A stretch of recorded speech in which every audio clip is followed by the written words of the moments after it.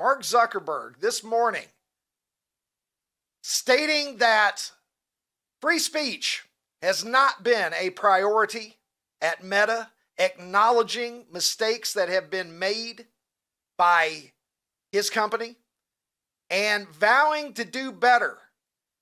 Certainly a consequence of November's election, and a day that, frankly, we might look back as a pretty momentous day. And I'm not prone to hyperbole, but this could be one of the most significant days in American history in a long time, because as I said all through this election season, free speech was the most important thing that was on the ballot, and free speech was ultimately the issue that I've driven home the most on this program.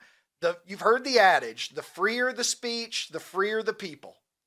And I believe it with every fiber of my being.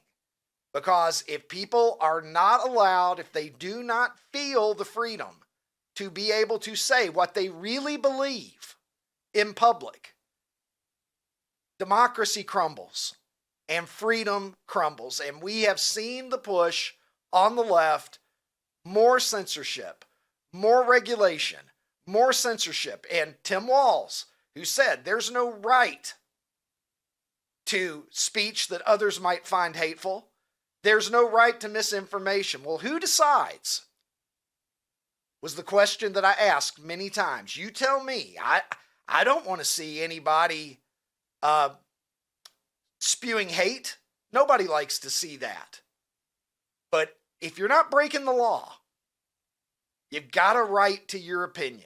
And other people have the right to reject it, to rebut it, and to cause you to lose in the marketplace of ideas.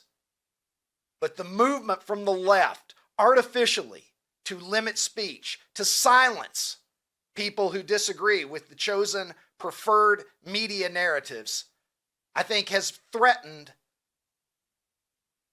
America's existence. I think it's an existential threat to American life.